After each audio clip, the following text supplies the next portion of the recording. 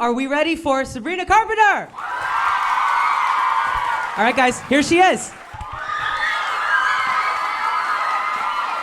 Everybody welcome Sam. Hey, guys. Can we hear it one more time for Sabrina? You have some incredible fans. How does that feel to get to play this new music that you've been working on for so long, finally getting to actually perform it for your fans? There's really no way to describe it, because I think it feels like if someone like you trusted most in the world and you were like, I want you to read my diary. That's kind of how it feels. You know what I mean? And it's like, I love you so much that I want you to know everything and everything that I kind of create and think about, you know, when there's no one around. And I can't wait for you guys to have the whole thing. But right now it's like, I'm starting to feel like that. So it's a really great feeling. And I love you guys. You can feel the love in the room. How does it feel watching your fans? It's just kind of uncomfortable. I feel let's get comfy. Statue. Okay, ready? Well, that would be appropriate.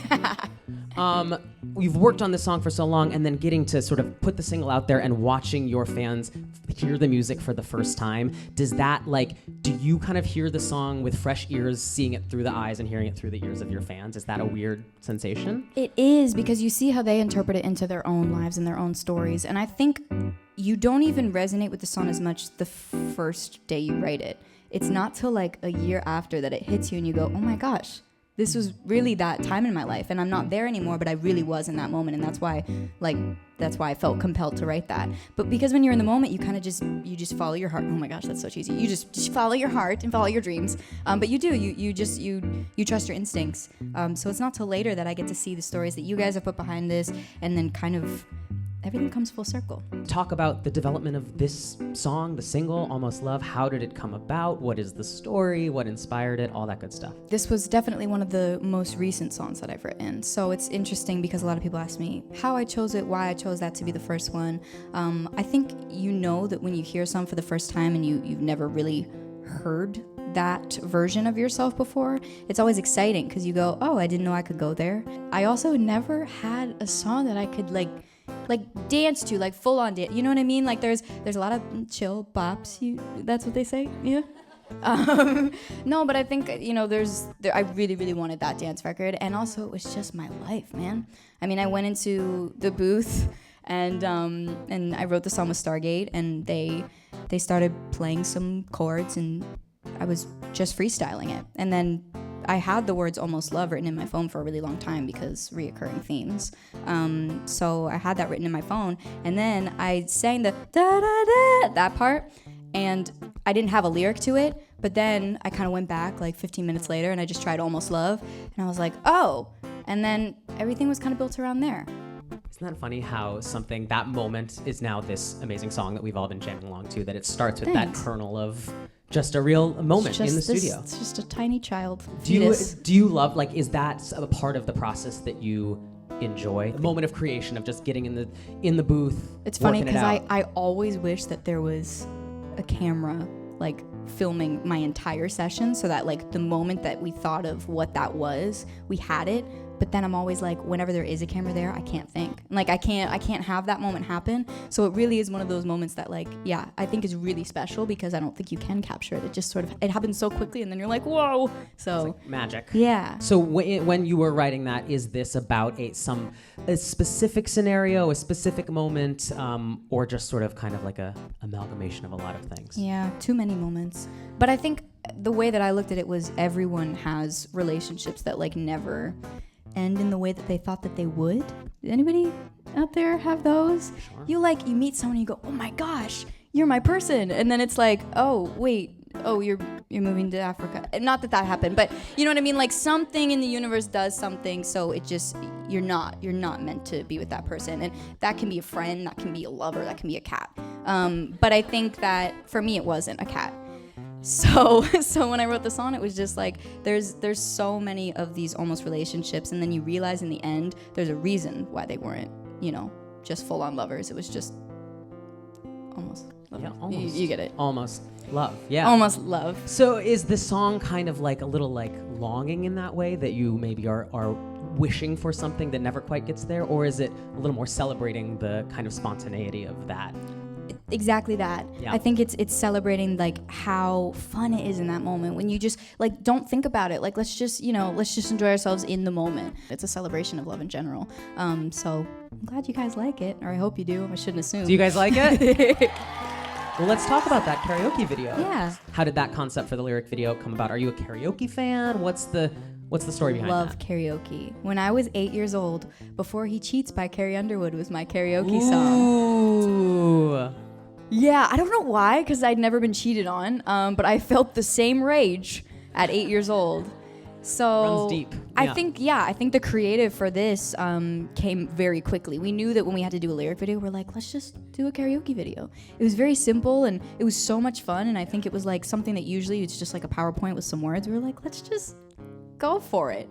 And I want you guys to feel like you're at the karaoke bar with me. So When you're conceptualizing lyric videos and like the promo video, all of the sort of graphic stuff for this whole release and teasing the album, where does that come from? The stuff with the statue, all this aesthetic stuff, is that, do you just like the moment you're in the studio and see it in your head, you're like, oh, this is the vibe, this is what I'm going for, or does it develop?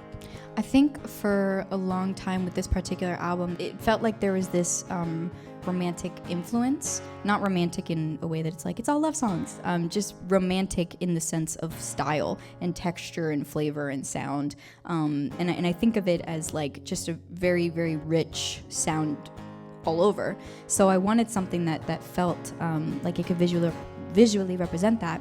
And then when I had Almost Love, the idea of the statue came from an almost lover, of someone that can't give you the love that you need because they're a statue. So I think that was my symbol for that. And then I just went buck with it, obviously, right? Clearly. But there's a lot of what it has to do with the album and just with the meaning of what Singular is. That's really cool that the visual ties into the Yeah. to the meaning. So sort of what would you say, obviously we haven't heard the whole album yet, of course, but what's one of the things we can sort of expect from the rest of the music when we get it? I don't want to tell you. That's fair. I love giving you guys the ability to make it what you want it to be and not have like some restricted barrier in your head of like, oh, well, this is what it's supposed to be. Because I mean, I listen to music every day like a person. And I listen to music every day, and I feel like so much of the time I'm interpreting a song in a completely different way than an artist intended. So I'm excited for you guys to hear the full album because I think it's just new. And for me personally, like, Singular was the perfect word to call it, and I think you guys will feel that when you hear it. Speaking of listening to music, what are some of your influences, maybe if not for this song or this album, just in general? What are you listening to? What do you like right now? Or your fans will answer for you. They clearly know you very well. Who else wants to answer for me? Joe? Yeah? Go off. Yeah. Who's my favorite? I would probably say Christina Aguilera was the first big voice that I ever heard and went, you can do that?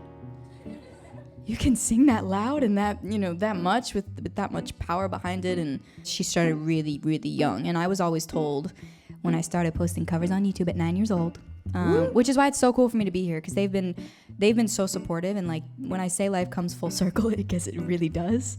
But I started posting covers on YouTube when I was 9, and you always get those people being like, you're too young, what are you doing, you're 9. And I was able to see Christina Aguilera starting to sing at 8 years old and be like, oh, I'm not in over my head, I'm just starting early, Are those covers still up on YouTube? No. How do you feel about that? Of sort of, you like having your whole body of work kind of As long as when they see the new stuff, they go, oh, okay, she's not who she was when she was 9. the journey. They're on the journey. You never want to like go back and look at the picture. Like baby pictures are so cute, but you don't want to look at the pictures of when you're like 10. I would say 10 because I wore fedoras all the time, and so I like. A fedora can be cute. There were a moment in time. They signified a period. It's always weird to like go back, but it all got you to where you are right now. Yeah. Along that line, what do you think between Evolution and Singular? How have you grown personally, and how is that sort of reflected in your work? Everything for me, like sonically, thematically, rhythmically, just within like the characters and the characteristics of the songs. I think there's so much that's different because a lot of Evolution was experimenting, and it was like, okay, I'll try. You can kind of hear though, I'm still growing in that album, and I'm still like, I listen to the mixes on that album and I'm like, it's so out of place, that synth is too loud, and like I go back and do that sometimes and I'm like, why did I? But now, this time around, I'm fine-tuning everything and I'm learning to take control of it all. Can we expect sort of a lot of the maybe sonic stuff or the thematic stuff that we are hearing in Almost Love? Is there a through line with that, or are there surprises we can't even know? You can't even imagine. It's just every song stands alone. One of the reasons why I called it singular. So I do believe that. I don't think that there's another song on the record that sounds like Almost Love, but they all put you in the same vibe and mood. Do any of you have questions we want to open up? Damn. Let's have a question over here. Hi, I was wondering, out of the 3 albums that you have, if there's a specific song that has resonated the most with you. Wow.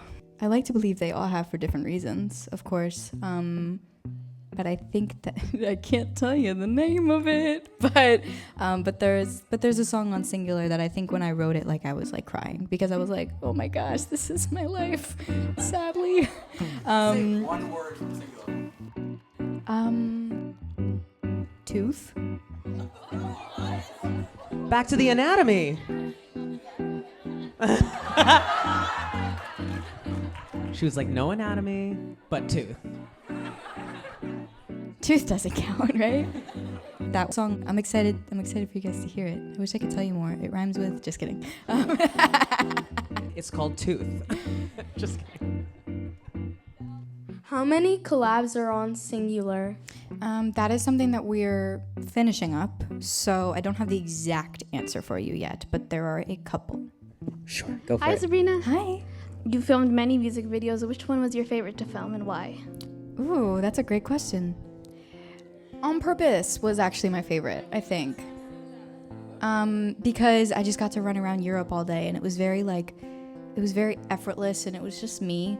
And that song is really close to my heart, so I think that was a really fun video to do. Coming from the world of like acting and being in front of the camera a lot, Do you, when you're writing a song or when you have a song, sometimes do you just like see the music you're video? like, oh, this is what the video's got to be? Yeah, but those are never the ones that you make videos for.